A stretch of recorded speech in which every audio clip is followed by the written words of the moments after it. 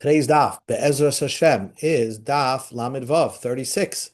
And we're going to begin from daf Lamed Hey Amid Beis by the Tanan Hossam. It's about like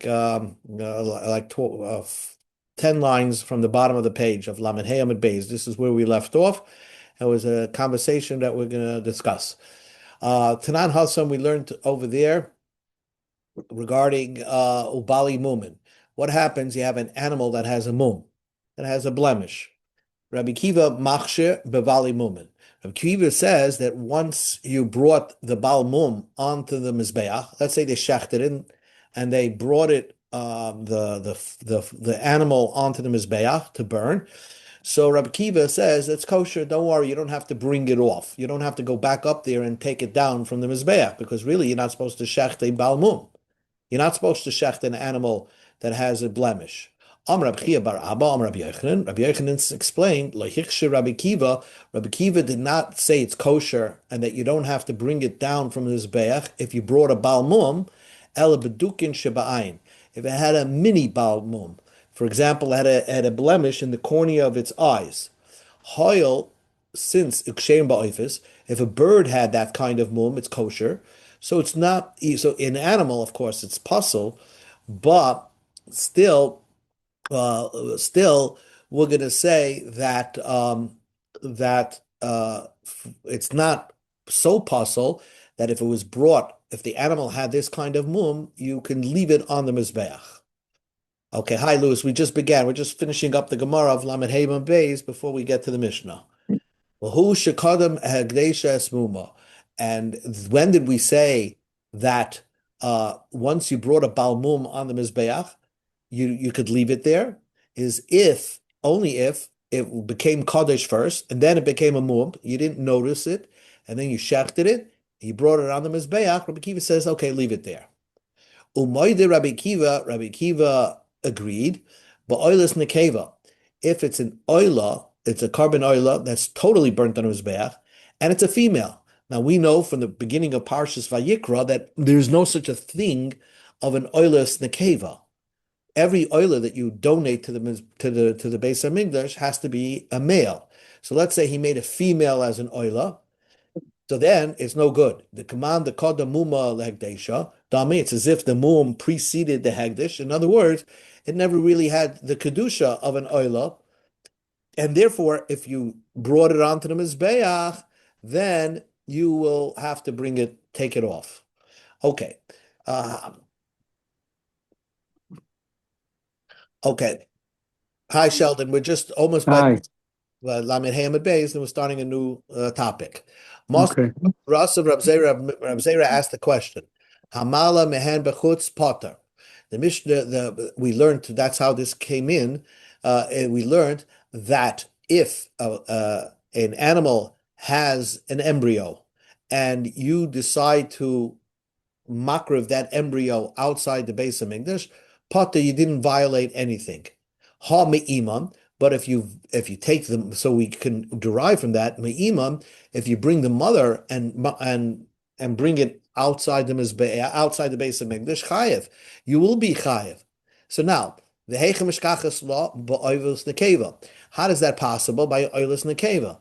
In other words, since what the previous brisa that we brought yesterday is that an embryo is not supposed to be brought on the mizbeach.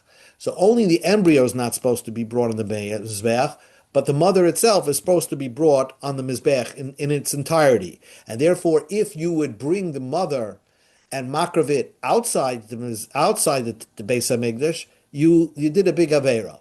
Now, so that will only be by an oilus nekeva. Now, if you would say, Kasav Rabbi Kiva oilus nekeva also like tered, if Rabbi Kiva said that regarding a female oila, if you bring it up on the mizbeach, leave it there, Hamani, I could say that brisa goes according to Rabbi Kiva, that really in oilus nekeva, you're supposed to bring it onto the mizbeach. And if you don't bring it on the mizbeach and you bring it outside the Beis Hamikdash, then you're liable. Eli Amrit im also tere, but if you're going to hold that Rabbi Kiva holds, an oilus nekeva is never, even if it's brought on the mizbech, you have to take it off. Hamani, who's the author of that brisa? Because if you're never supposed to bring it on the Mizbeach, then there's no such a thing of a chutz. And because of that, how could it be liable if you makriv the mother outside the base of English? Answers the Gemara, Ema, really it's not talking about an oila. Hamani, who's the Bryce? Ema, you could say Hamala mehem b'chutz, potter. Home Amri iman, if you bring the fats of the mother outside the Mizbeach, which it's possible to have a nekeva type of carbon, which is a shlomim, and only the fats are supposed to be brought on the Mizbeach. And if you bring that outside the Mizbeach chayiv, then you're liable. Says the Gemara, doesn't it say that mehen, the iman dum yadehu? Mehen refers to the embryo itself, the meat of the embryo. So the meat of the mother. So we must be talking about where the meat is supposed to be brought in the Mizbeach. So it must be talking about an oilus nekeva. So we said no. The fats of the embryo, if you bring outside the base of Mikdash, you're not liable because you're not supposed to bring the fats of the embryo onto the Mizbeach. But regarding the fats of the mother, since it's a shlomim, it's supposed to be brought on the Mizbeach. And if you bring it off the Mizbeach, if you bring it up outside the base of English, chayav, you're held liable. Okay, new topic. The Mishnah. We learned, again, this has to be solidified in the mind, that if you think about an animal, that you're going to shech this animal, and you're going to eat the meat chutz lizmanai, which means that you're going to eat the meat, let's say, beyond its time limits that you're supposed to eat it. Or you're going to be makrav the dam, beyond, you're going to sprinkle the blood, let's say in 2 days from now, or you're going to be makrav the dam, or you're going to be do stuff on the mizbeach in a few days from now. So then that makes the carbon puzzle, right? Chutz lizmanai, or you're going to chutz l'makaymai. Chutz l'makaymai means you pretend, you think about, I'm going to take this meat and eat it in Tel Aviv. So that puzzles the carbon. But we're going to learn that Rabbi Yehuda added 2 more things that could puzzle the carbon. Shachtoi, you shechter a carbon. Almanas, you're thinking about, and here's the key word, lohaniach es damai. You're not going to sprinkle the blood. You're going to just leave it and never sprinkle the blood. Oy emarav, or you're going to leave it around lemachov tomorrow. You're not going to do anything. You're just going to hold it and leave it in and not do anything with it. Oy, or if you thought about loitzian, you thought that while you were shechting the carbon, you said, I'm having a mind that I'm going to take this loitzian lechutz. I'm going to take this blood after I shecht it and take it outside the base of Migdash. So Rabbi Yehuda says you passel the carbon. Chacham says it's still a kosher carbon. Let's say you have other bad thoughts in mind. So again, if you have a thought that you're going to sprinkle the blood on the wrong part of the mizbeach, you're going to put it on the ramp of the mizbeach. Well, that's not where you sprinkle blood. Or you're going to bring it on the wrong part of the mizbeach. The mizbeach had as we've seen this many times before, as you can see in the picture, it has a middle band around it. Some are sprinkled above the band, some are sprinkled below. And you had in mind that you're going to sprinkle it in the wrong place. Or vesanitanim lifnim, we go on the bechutz, vesanitanim bechutz lifnim. Or you had in mind, you've shachted the animal, and you're thinking, oh, it's supposed to be sprinkled on the mizbeach. I'm going to bring the blood into the sanctuary. Or if the blood is supposed to be brought into the sanctuary, you said, I'm going to sprinkle the blood on the mizbeach outside the sanctuary. So what's the din of those things?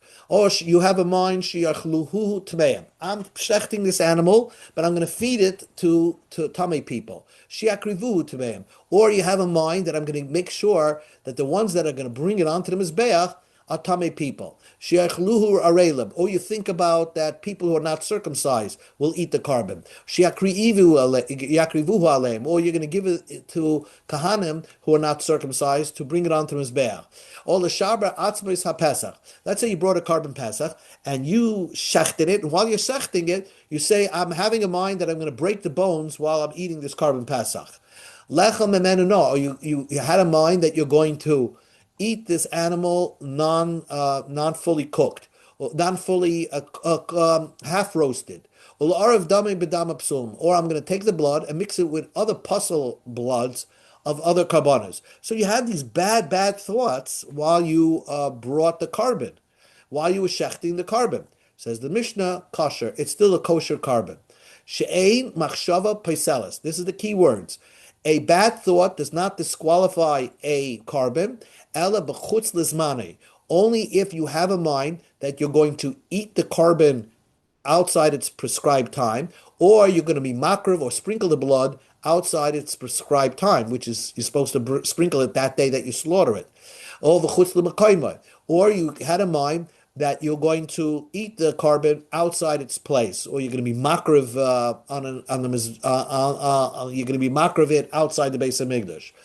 Those passel, those bad thoughts disqualify a carbon.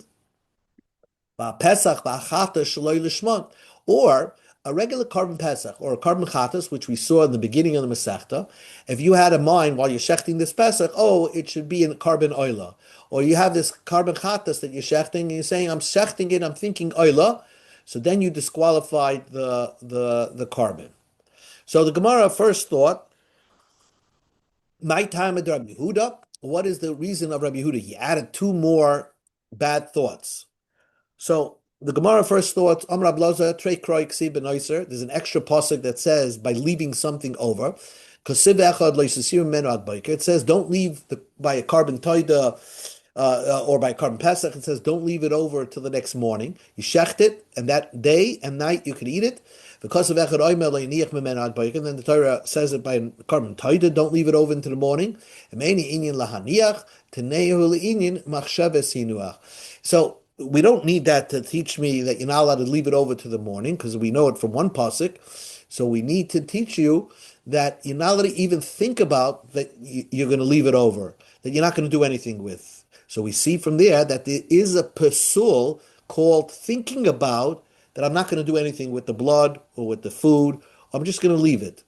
I'm just gonna leave it over. So that's where Rabbi Yehuda said and derived that there was another psul called hiniach, leaving it over. Says the Gemara, Rabbi Yehuda haikra lahachidasa. Does it come for this matter? Okay, because we're going to learn that this pasuk of Sar Zevach, as you can see on the screen, Sar Zevach Toida Shlamim B'Yom Karbanoi Eichel, the slaughtering of a shlamim of the Toida, you should eat it on that day, and don't leave it over till the morning. It teaches you other things, and therefore this is not extra. That's what the Gemara's question is. So the Tanya, that teaches you that a regular toida is supposed to be eaten day and night. Chalipin, v'lades tmuras menayim. Chalipin, the substitute toida. Let's say the toida that you separated was lost. You labeled something else as its replacement, and then you found the original one. So that chalipin, or velades, or if the toida gave birth, or temuros, or you said that another animal should be like this toida.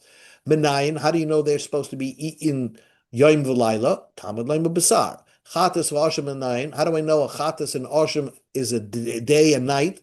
Tamad leim zevach. Menayin lam is shalmi nozav v'shalmi pesach. Talmud Bavli Daf Yomi Pesach is the carbon Pesach, the carbon shlamim that was brought as along with the regular carbon Pesach. So that's unlike any other shlamim. It's called the carbon Chagigas Pesach, which we learned that it was only eaten for that day and through the Seder night. So you can eat the carbon Pesach full. So all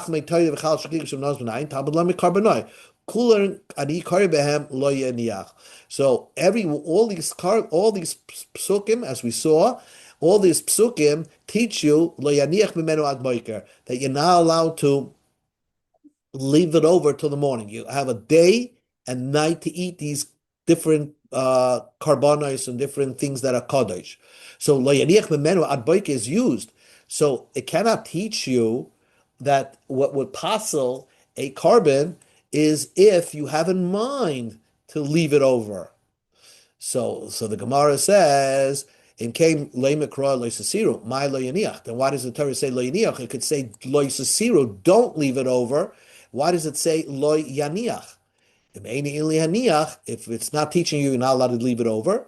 Just thinking that you're going to leave it over and not do anything with it, that also will disqualify a carbon. So the Gemara says, Rabbi Yehuda said that that even if you have a thought to take the blood after you shecht it and bring it outside the base of English, you disqualified the carbon. Just that thought alone. Where did Rabbi Yehuda derive that from? But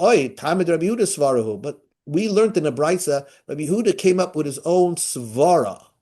The Tanya, we learned in the Brisa. Amalam Rabbi Yehuda says, wouldn't you agree to me that if a person shechted an animal and actually did not do the zrika at all that day, he held the blood in the refrigerator, so then he wants to do it the next day, would you agree that's possible? So the Chachamim said yes. So also, if you think to do such a thing, l'machar, possible, you disqualify the carbon. So Rabbi Yehuda has a svara that once you think about that something could disqualify, that something, if you actually followed through and did what you thought about, would disqualify the carbon, just thinking about it would also disqualify a carbon. So now, el time Rabbi Swarihi, the niflik dam Rabbi Yehuda Bakuli said, let's Rabbi Yehuda argue by the rest of the parts of the Mishnah. Rabbi Yehuda only argued on the first parts of the Mishnah. So the Gemara says, "Behei niflik, what should Rabbi Yehuda argue about? If a person thinks about when he's shechting that he's going to break the bones of the carbon pesach, or he's going to eat it half roasted, even if he followed through on that thought, that wouldn't disqualify the carbon. So just thinking about it will not disqualify the carbon. Or same idea. If you have a mind, shechting a carbon, I'm going to feed this carbon to tameim. Will that disqualify retroactively the carbon? No. So therefore, thinking about it doesn't disqualify. In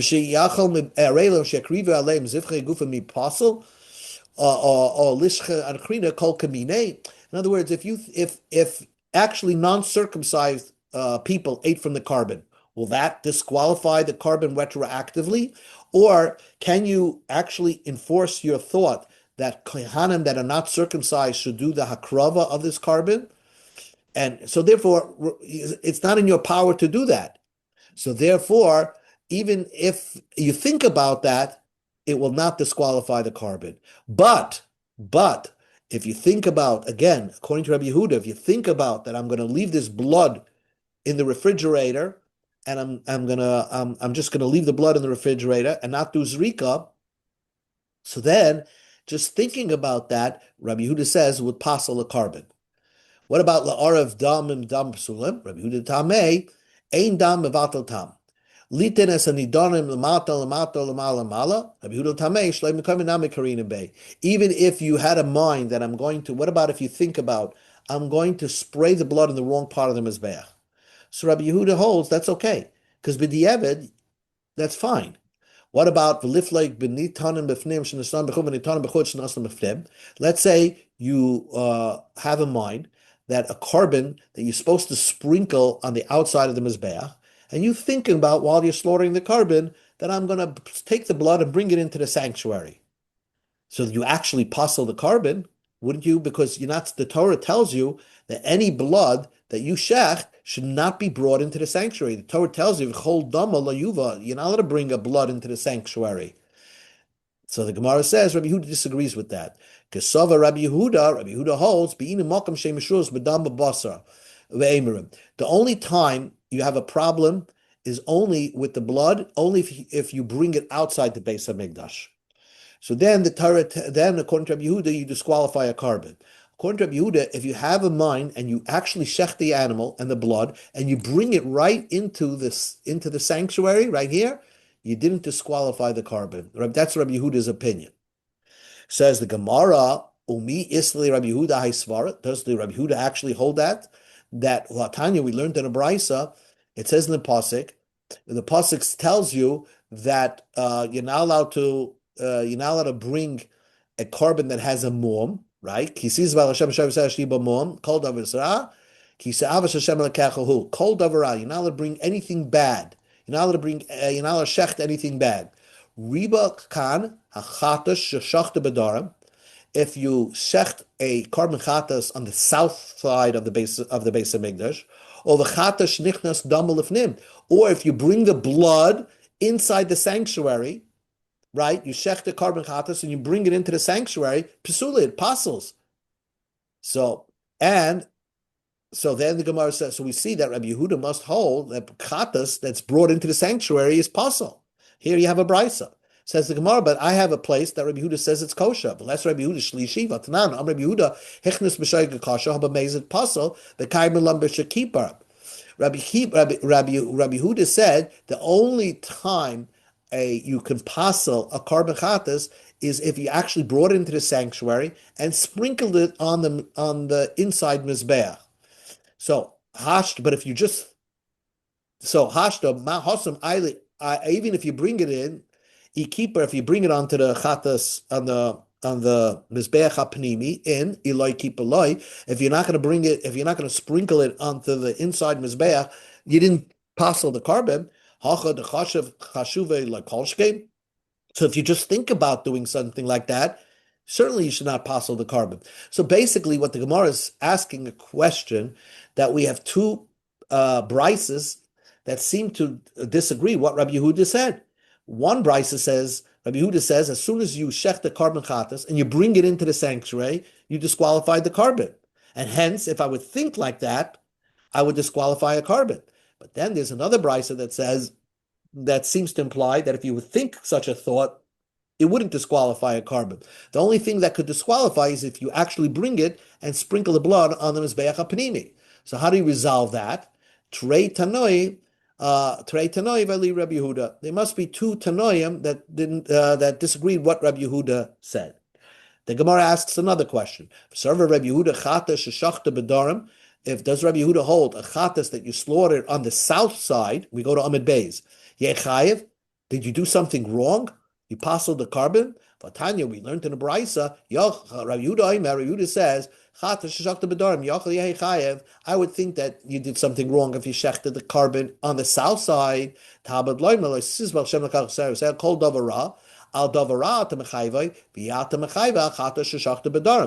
That only if you shech the balmum, then you did something wrong. But if you shech the carbon on the south side, Rabbi Yehuda says, it seems okay. Answers the Gemara, same idea. Trei Tanoia, Libid Rabbi Yehuda. You have two opinions of what Rabbi Yehuda said. Now, so therefore, let's just review and let's go one step further. The Gemara said that Rabbi Yehuda, the Mishnah said, Rabbi Yehuda said that if a person shechts an animal and thinks that he's going to put the blood in the refrigerator, not do anything with it, he passled the carbon. But what happens if he now thinks about, let's say, if he actually now he caught the blood in a cup and now starts thinking about, I'm going to eat the carbon chutz lizmanai. So in other types of psulim, you cannot make it piggle. You cannot have a chutz lizmanai after the carbon was pasul. But Amar Abba, Omoid Rabbi Yehuda, shechayze v'kayve lepigel. You could still make this thought into a pigel thought. That means the chutz lizmani could override the thought of lahaniach. Amar Rava said, Teda, I'll prove it to you. The pigel lifnei zrika loy klumu. Let's say a regular pigel. You have shechting, and I'm having in mind that I'm going to sprinkle the blood in 2 days from now. But I'm going to sprinkle the blood, right? So that's automatically like you're saying, I'm going to leave it around. So you didn't do anything. Nothing happened then. But let's say you actually sprinkled it in time, then you turn the carbon into a pigel carbon. Vasas rika v'kavala b'pigel. So we see that a machshava of hohaniach can be overridden by a machshava of chutz lizmanei. Says the Gemara, v'lohi, that's not true. Hasam hu dechad machshavi. There you had one machshava. One machshava when you're shechting, then I'm going to leave the blood and sprinkle it in 2 days from now. Hacho, but in our case, what are we trying to say? When you shechted the carbon, you said, I'm going to put the blood into the refrigerator. And then, let's say by the Kabbalah, when you started collecting the blood and you didn't want to follow through, you said, you know what, I'm going to sprinkle this blood in 2 days from now. So then, Trey Machshavas, it's two different Machshavas, so it's not going to override each other. So it's now proof. Eser Rav Huna Rabba Abba, Litinis Nitan Lamala Mata Mala Mala Lauta Kasha, Chazav Chisha V'Kus L'Mekayim Possible Mekayibers. This is a brisa. Now, Chutz L'Zmanai Pigel V'Chayav L'Karas. If you have a thought of Chutz L'Zmanai that you're going to sprinkle the blood 2 days from now, Pigel, then you made the carbon Pigel and you Chayav Karas. Lemachar. Let's say you have a mind. I'm not going to sprinkle it. I'm just going to leave it over for tomorrow. I'm going to put it in my refrigerator and store it. Puzzle, you made it puzzle. Here, what happens? After you made the carbon puzzle with a machshavas lohaniach, which obviously this brisa goes according to Rabbi Yehuda, you thought chitzlus man and chitzlus mekaymei puzzle vein by karas. It's still puzzle, and it's not a pigel carbon. Tiyufta Rab Abba, Tiyufta, this is a refutation against Rab Abba, and we'll leave it as a refutation. Two more things and we'll stop. One more minute. Amar Rav Chizda, Amar Ravina Bar Sila. Chishev sheyachaluhu tmeim lamacha chayiv. If a person had in mind, thinking that I'm going to feed this animal, this carbon, to tummy people, okay, tomorrow. So he combined a chutz lizmanoi, with a tummy, eating from the carbon. So it was a pigel thought along with a tummy thought. Chayiv, it's still pigel. Amarava, Teida, the basal of Nezikra lechazi, v'chi mechasha le mifsal, v'lohi, hasam zrika zarak machazi, hachli le michsa klal. The Rava wanted to say, maybe you can bring a proof, because every pigel thought is done, let's say, when you shecht it, you're having a mind that I'm going to eat the carbon in 2 days from now. So, but right now, could you eat the carbon because it's before Zrika? No. So therefore, it's already a thought combined with a thought that you can't even eat it right now. So the Gemara says, but that's not true. Over there, if you eventually sprinkle the blood, the meat becomes permitted to eat. Hacha, but over here, loy michza klal, a tummy can never eat from this carbon. So if you combine a pigel thought of chutz lizmanai with a tummy thought that the tummy is going to eat this carbon, chutz lizmanai, could be that is not a pigel thought. Then finally, the Gemara concludes, Amar Rav Chizda, there was a famous thought from Rab Chanina bar Chanina. Let's say I shechted a carbon pesach and I didn't roast it yet, and a tummy person comes to eat it, right? Well, if you don't roast a piece of meat of carbon pesach, nobody's allowed to eat it. So what happens if a tummy person eats it before it was roasted? He's chayiv, as if he did a big avera of a tummy eating kachim. Amar Rava said, Teda, I'll prove it to you. Asher Lashem, Laramis Emerei Kachem Kalam Netuma. There's a posek that says Asher Lashem. That means Vanefesh Asher Toichem Zevach Shlamim. A tummy person who has tummy, he eats a carbon shlamim, or he eats the Asher Lashem. What belongs to the Eibishter, you get kares. Now, what belongs to the Eibishter is you ate the fats that was supposed to be burned on the Mizbeach, l'tumah. Now, no person supposed to eat that fat, no human, and if a tummy person eats the fats that's supposed to be brought on the Mizbeach, he's chayiv. Almost we see, even if it's not supposed to be eaten by a human, chayav and mishum tumah. If your tummy, you eat it, so you're chayiv. So also over here, a carbon pesach that did not get roasted, if someone whose tummy eats it, he gets the big avera of eating kuma kachim. Even though nobody can eat it, he chayav mishum tumah. Says the Gemara of Elohi, it's not true. Hasam Eimer Kedoshim Kalim Chazal Gvoya. The fats of Kachim Kalim still could be brought on the Mizbeach.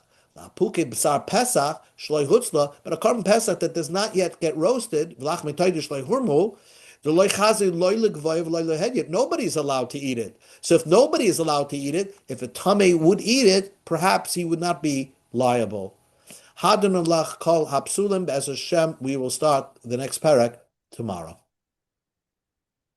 Thank you. Okay, Sure, thank you. good Nacht, everybody. Have a great night. Good night.